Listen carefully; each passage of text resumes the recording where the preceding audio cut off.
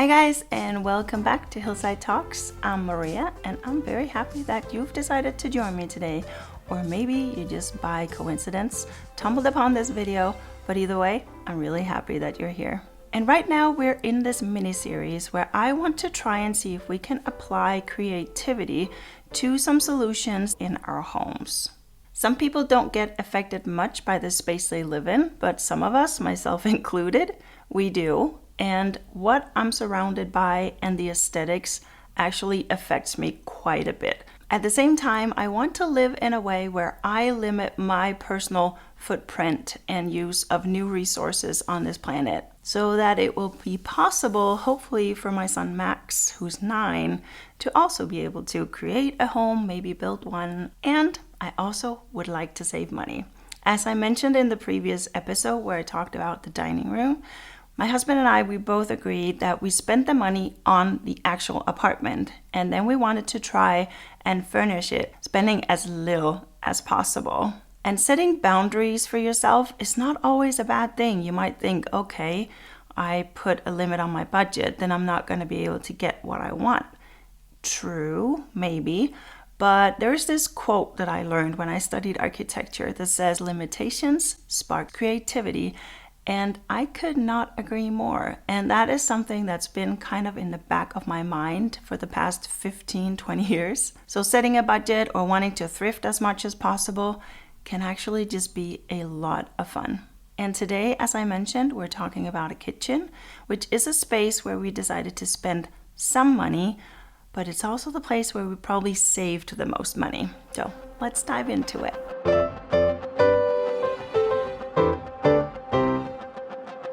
So our kitchen is actually a really great size kitchen. It's pretty big compared to what these old 100-year-old apartments usually have. It's usually like this small little triangle or narrow space. But the previous owners actually swapped the small kitchen and the big bedroom. So they swapped them around, and then we have a bedroom in the old kitchen, which is small, but it works. And then we have this larger kitchen, and then they opened up from the kitchen into the dining room.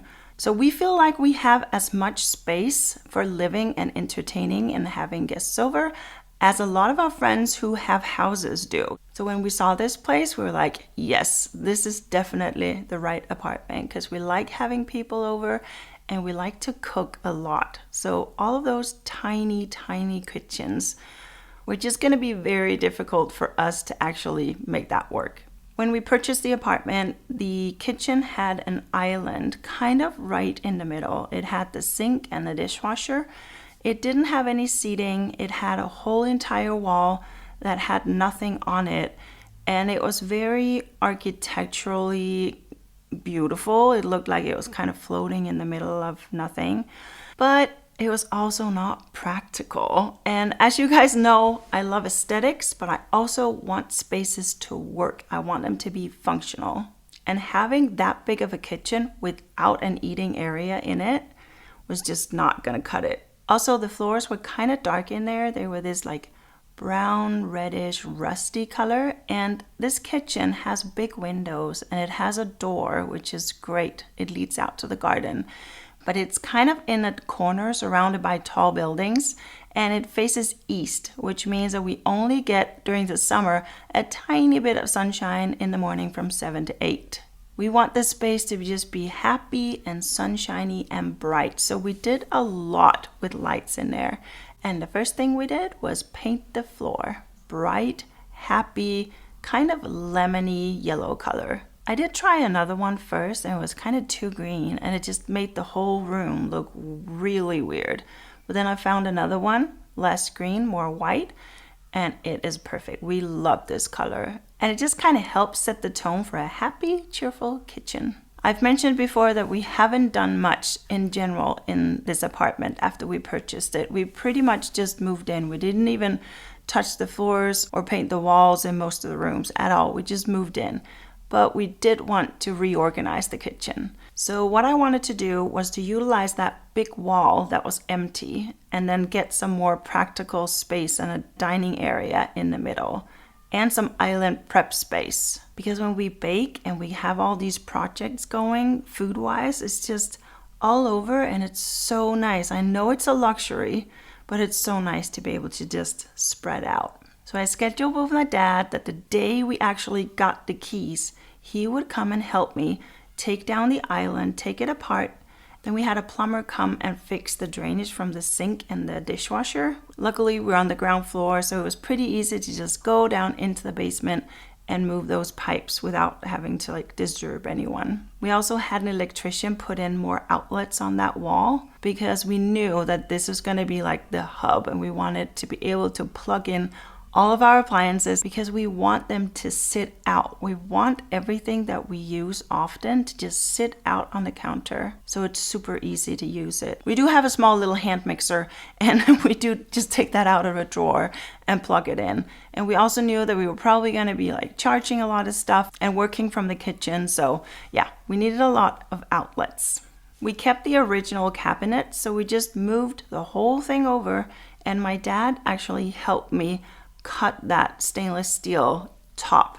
I was not sure about that in the beginning, and I just felt like stainless steel was so cold and too practical, if that makes sense. I really wanted something white and bright.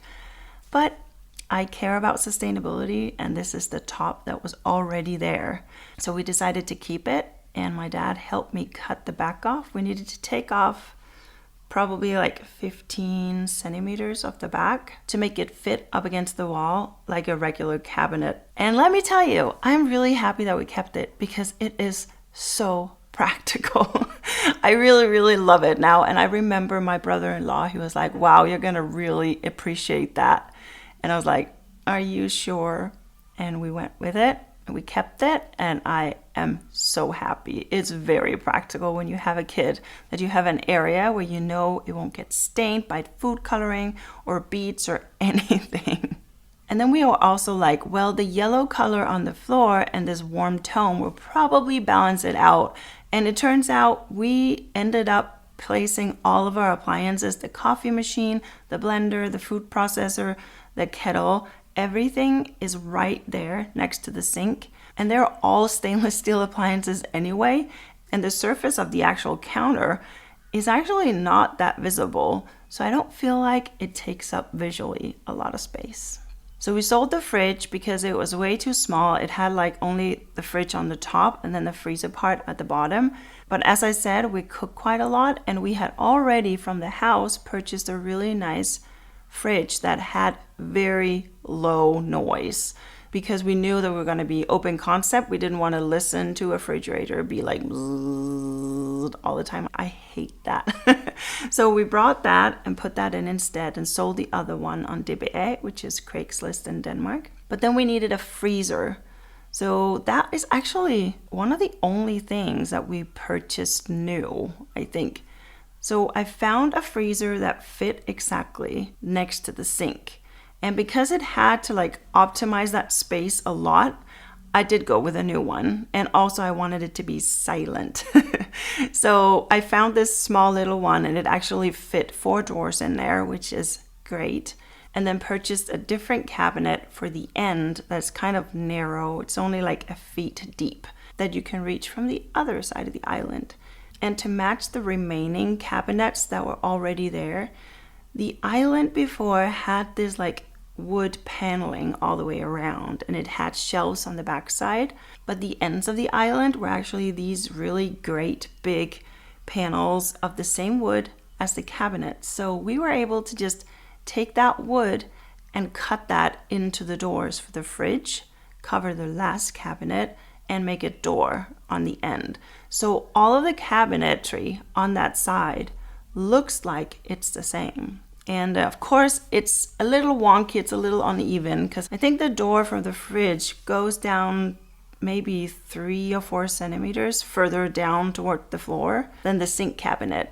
But I was just like, if that will give me another freezer drawer, I'll take it any day. And it's kind of tucked under the island, so you don't really see it anyway. What was on the backside of the old island with these shelves, and I was able to take those shelves and cut them up and build this shelf unit thing that we hung on the wall. And now we have our wine glasses and some of the cups that are special to us, a few pictures and stuff there. And we just love the way that it makes the whole room feel very homey.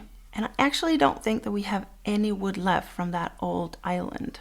So that felt great. We utilized all of it. And now to the potentially most expensive item in that whole kitchen. We wanted a peninsula to stick out from the wall and have like a waterfall leg that would go down. So it would be very simple, very sleek, and I wanted it white. And I know, again, sometimes you just have these ideas.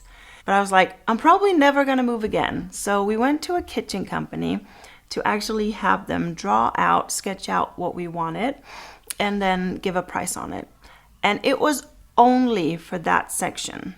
And it was actually smaller than what we ended up with. I don't know what we were expecting. We knew that kitchens and everything in a kitchen, if you buy it new, is really expensive. But the price that they gave us for a quartz countertop with a waterfall was 6,200 euros or $7,300. That's a lot of money. That's almost 50,000 Danish. Then, of course, if we didn't want to go with the quartz and we decided to go for the cheaper laminate, which is not sustainable, it's just fancy plastic, the price would go down to 3,800 euros or $4,500. So still really expensive. And we just walked out of that store and looked at each other and we were like, there's no freaking way that we're spending that much on a tabletop. That's almost the amount that we paid for our used car a year later. You could buy a car for what that tabletop cost. Oh well, okay, so we were like, we considered different things. We're like, okay, can we build it ourselves? What if we do it in like a wood tabletop? I went on DBA again, the Craigslist in Denmark, and I just tried to search things. And this is the point of all of this, that sometimes when you want to apply creativity, you gotta look at existing furniture as building materials. So I started searching for tabletops and like solid wood, because that's also super practical in the sense that you can repair it, you can sand it down forever and ever, you can paint it if you want to, which is what we had in our old apartment, and that worked really well. And I couldn't really find anything that was big enough because we wanted it so wide. But then Morten was like, well, why don't we just search for an old oak table, like a dining room table, and then we can use that somehow. And we were so lucky, within a day, we found several options, and there was one that was only gonna cost us 2,900, and that was including delivery. That's 380 euros or $450. We just saved so much money, and it gave us a lot more flexibility with other things. The table was a little bit big, so we just agreed that we would just had it stacked up on something on one end, and then we rested it on top of the freezer cabinets on the other end, just to test for a while what the flow would be like and if it was actually too big, because it's 1 meter wide, which is more than 3 feet. And we were thinking 3 feet, maybe a little less, because we were just afraid to like take up too much space in the room. But after a few weeks, we're like, this is the perfect size. It's so big and we love it. So we're like, okay, the concept works. And then I had to get to work, because this table had 4 legs. And when you took off the legs, there was this little sliver at the end that was cut out of the actual table. And luckily, my dad works in wood, and I kind of grew up in his workshop. So what I did was I cut off parts of the leg and I glued it in, and I used some filler and I sanded it all down, and it looks really good. Then I brought the 2 extension leaves up to my dad, and we took the 2 extension leaves and doweled and glued them together and had them pressed for a long time, sanded it down. And you literally cannot see that those used to be 2 different panels. And we used that as the waterfall leg.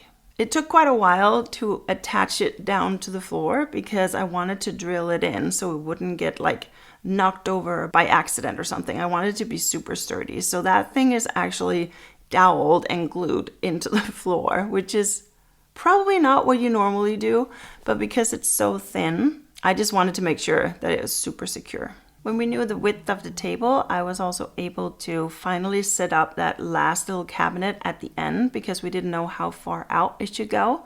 So I could finally get that secured, and we've set up a charging station in there. So we have several shelves, and that's where we have all of our cameras and computers and lamps and weird things that needs charging. I found the cute little stools on the Reshopper app, and then I found the lamps on DBA. The cushions for the window seat were actually our old cushions from our sofa on the terrace, and they fit perfectly, so we just popped those there. I'm pretty sure that Morten found that light blue lamp from the coffee area on the street. So all in all, we did end up spending some money on the kitchen, but making that save from more than $7,000 down to barely $400 on that tabletop alone. That will forever fill us with some sort of joy because I do not like to spend money in wasteful ways. And this way we were able to use a table that was already produced and someone didn't have a need for it anymore. Most importantly, I love our kitchen. I love the style of it. I love the way that it works. I love the flow. I love all of the tabletops, and I love that we don't have to be overly careful anywhere. I love that every surface can be used and that this kitchen really works for us. And I know that a lot of times you say that the kitchens are kind of the heart of the home, and a lot of times they're in the middle. But since our apartment is not that big, it feels like everything is kind of in the middle. And we use all of this space every day. Like no space in this apartment goes unused. And that is just big value to us. We don't want to pay for square footage that doesn't have a purpose or get used somehow.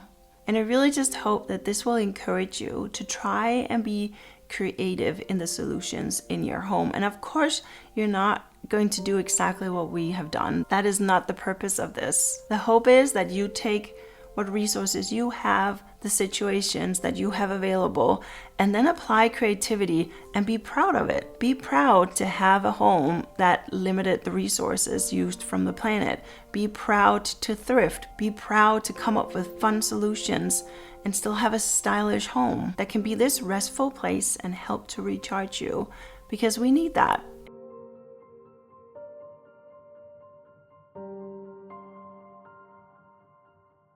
If you're watching on YouTube, please leave a comment down below and tell me what kind of creative solutions you've come up with in your home. I would love to hear. I love being inspired by you guys. And if you're listening on the podcast, I'll be sure to post some photos on Instagram so you can go and check it out and see all of these solutions for yourself if you want to.